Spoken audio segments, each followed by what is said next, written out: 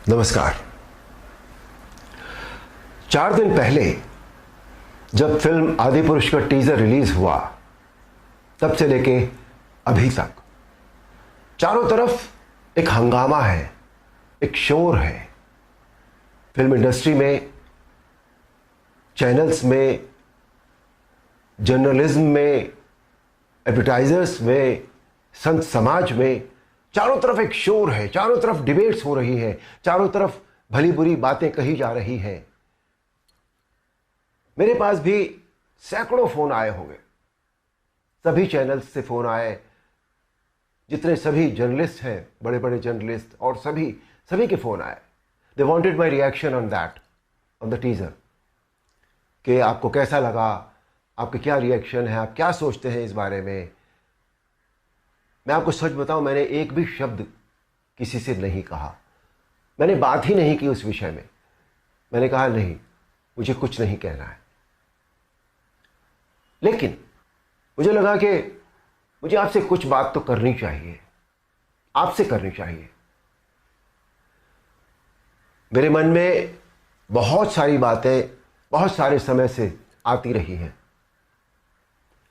और इस हंगामे को लेकर, इस इशू को लेकर मुझे लगा कि शायद ये सही समय है जब मैं अपनी बातें आपके साथ शेयर कर सकूं।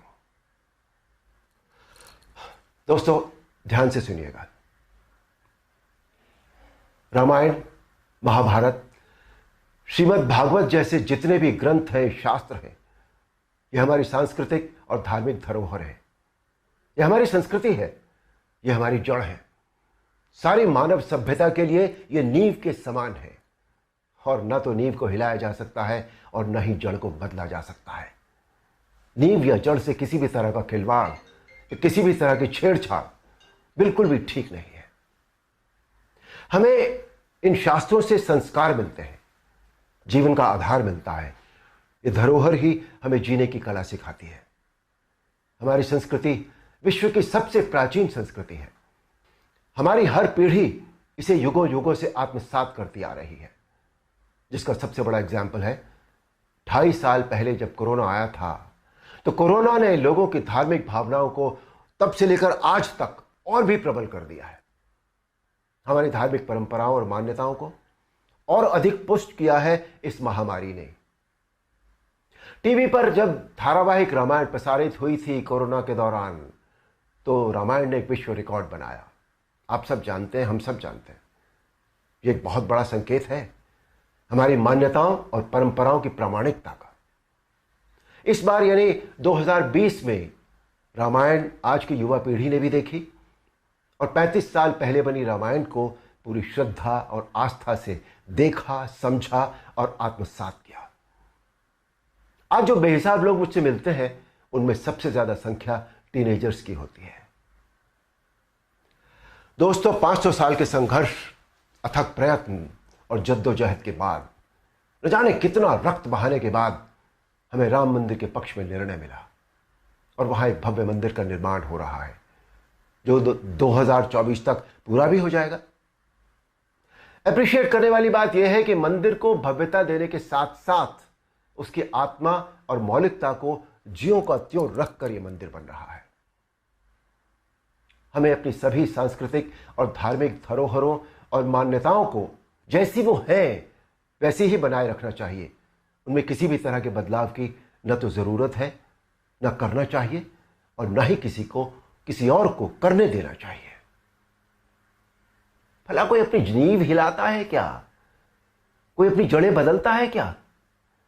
हमारी इन धार्मिक सांस्कृतिक मान्यताओं और परंपराओं को किसी भी तरह का कोई नयापन देने की आवश्यकता नहीं है।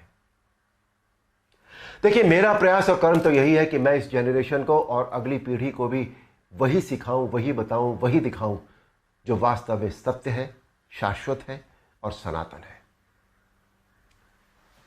एक बात और सोचने वाली है, किसी और धर्म की परंपरा या मान्यता में जब किसी भी प्रकार का बदलाव या नयापन नहीं किया जाता, तो हमारी सनातन धर्म की मान्यताओं, परंपराओं के साथ छेड़छाड़ आखिर क्यों? आजकल ये चलन सा बनता जा रहा है कि सनातन धर्म का मजाक बनाओ। देवी देवताओं के ऑब्जेक्शनेबल पोस्टर बनाओ, अभद्र भाषा में बोलता हुआ दिखाओ। आखिर किसने अधिकार दे दिया कि कोई हमारी धार्मिक आस्था से छेड़छाड़ करे या हमारी भावनाओं को ठेस पहुंचाए? कुछ फिल्म मेकर्स, कुछ राइटर्स, कुछ पेंटर्स, कुछ एक्टर्स, कुछ एडवर्टाइजर्स को इस बात का विशेष ध्यान रखना चाहिए कि वो क्रिएटिव लिबर्टी के नाम पर धर्म का मजाक न बनाए और न ही किसी की मान्यता या परंपरा को तोड़ मरोड़ कर प्रस्तुत करें।